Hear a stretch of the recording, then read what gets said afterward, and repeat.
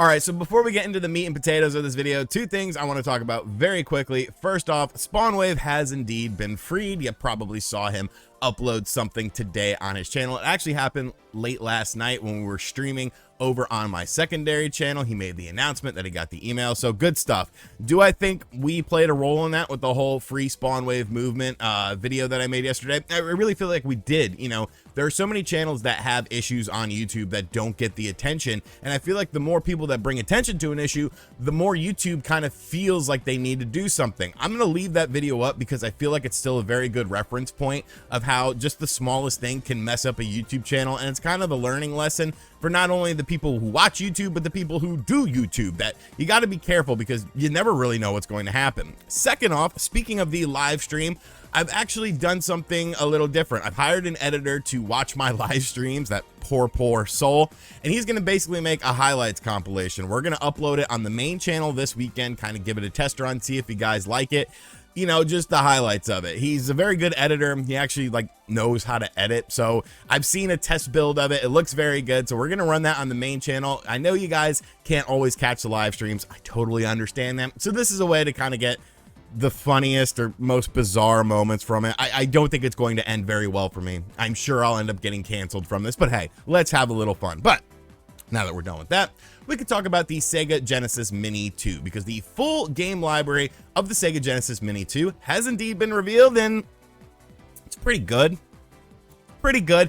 I do feel like a little something is missing, and we'll get into that as we go along. But we now have a full games list. Now, there's a bunch of games on this. There's actually more than 60 on it, and they initially said it was only going to be 50. So I'm just going to go over some of the highlights of this library of games that will be available on it. Of course, this is available only by import from Amazon of Japan, but it's a US system. Obviously, all the menus are in US language, English language, I guess you would say. So that's cool. There are additional features added into this as well. Some of the games have actually been somewhat revised. So a game like Phantasy Star, which of course had a very slow movement system in Phantasy Star games, Phantasy Star 2 actually has an increased movement speed that you can activate to move your characters around faster, and even a brand new easy mode. So I think that's really cool. Now, there are a bunch of unreleased games that never came out on the Sega Genesis that are available on this, so I want to go over those very quickly. I'm using Escapist Magazine as a reference point from this because Escapist Magazine is kind of what is left over of Nintendo enthusiasts, so shout outs to those boys over there. The games that were never released are Devi and Pi, which was a game that was developed before Sonic the Hedgehog 3. It was by the person who developed Sonic the Hedgehog 3. I'm not going to try to say his name. The game never released, so that's kind of interesting. Fantasy Zone, which is a new port from the people who ported Darius over to the Genesis Mini, which was a Taito game that never got an official release, so that's pretty cool.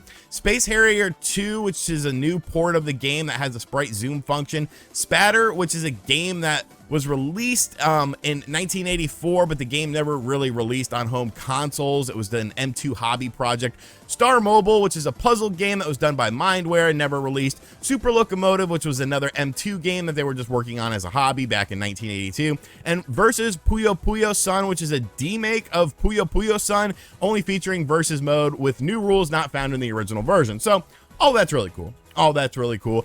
I'm going to very quickly go over the names of these games. I've decided I'm going to do it, and you know, I'm obviously showing a video, so it's not synced up or anything like that, but you can at least get an idea of what's going on here. So with the Sega Genesis side of things, we have Afterburner 2, Alien Soldier, Atomic Runner, Bonanza Brothers, Clay Fighter, which is interesting, Crusader of Senti, very underrated game, Desert Strike, Return to the Gulf. I love Desert Strike. I love the Strike games. Earthworm Jim 2, Elemental Master, Fatal Fury 2, Game Ground, Golden Axe 2, Granada, Hellfire, Herzog's Y, which I'm saying wrong, Lightning Force, Quest for the Dark Star, Midnight Resistance, Outrun, Outrunners 2, Phantasy Star 2, Populous, Rainbow Islands Extra, Ranger X, Rystar, Rolling Thunder 2, Shadow Dancer, The Secret of Shinobi, Shining Force 2, Shining in the Darkness, Sonic 3D Blast, Splatterhouse 2, Streets of Rage 3, Super Hang-On, Super Street Fighter 2, The New Challengers, The Ooze, The Revenge of Shinobi, Toe Jam and Earl and Panic on Funkotron, Truxton, Vexterman 2, Viewpoint, Virtual Racing, and Warsong. Now,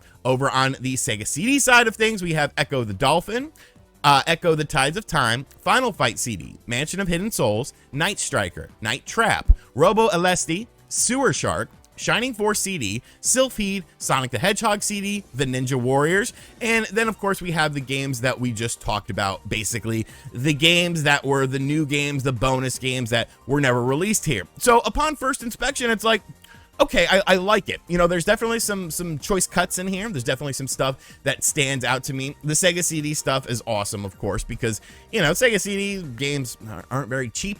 Not very cheap anymore. So I like that, you know, sort of, you know, forgotten games. Streets of Rage 3, nobody really likes that game as much as Streets of Rage 2, but I always had fun with it. Sonic 3D Blast, another game that I like. You know, there's a lot of people that don't like it. I can understand it, but I do like it. Ranger X is kind of a choice cut. You know, it's kind of a deep hidden gem of the game, of the Sega Genesis system. You have you know, Fatal Fury 2. I've been getting into the Fatal Fury games. I'm curious to see how the Genesis version is. You have a good variety of stuff.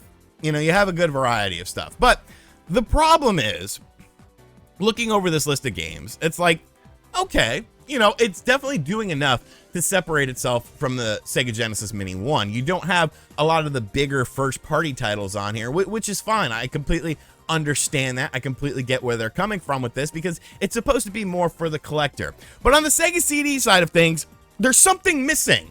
And I'm not even gonna say Snatcher, because I feel like Snatcher could be a game that's on here. I feel like Snatcher is potentially a game that should be on here. Maybe Konami doesn't want to pony it up.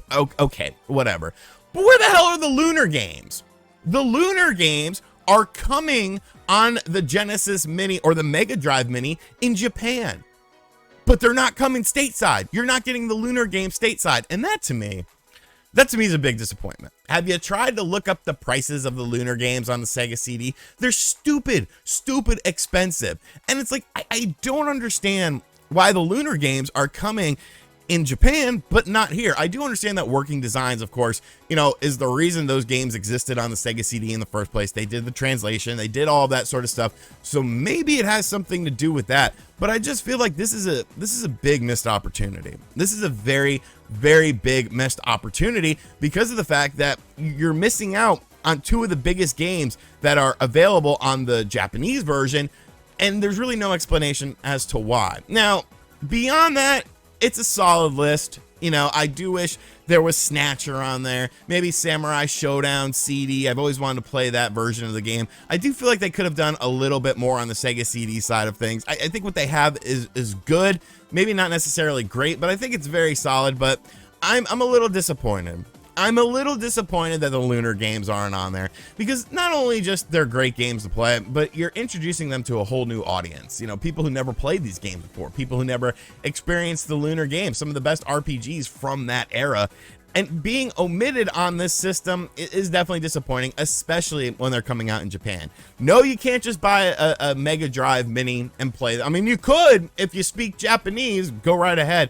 Be my guest, put my service to the test, but I'm sure you don't speak fluent Japanese. I'm sure you don't read fluent Japanese. So, you know, I'm still buying it. Let's be real. I'm still buying it. I'm curious to see, you know, how the emulation is on the system. It's a Sega Genesis product. You can pretty much take a shit in a box and write Sega Genesis on the side. And I'd be like, oh man, I like this. This is my nostalgia. This is what I grew up playing. But it could have been a little bit better, I feel. You know, if you had Snatcher on there, even if you didn't have the Lunar Games, if you managed to get Snatcher on there, nobody would care. I don't think anyone would care. But if you didn't get Snatcher and you had the Lunar Games on there, I think it's a little bit more appealing. As it stands now, though, it's pretty good. It's pretty good. A little disappointed, but overall, you know, I'm still looking forward to the system. Damn, man. I guess, you know, it'll eventually be hacked. You know, let's be real. It'll eventually be hacked and you can put whatever the hell you want on there.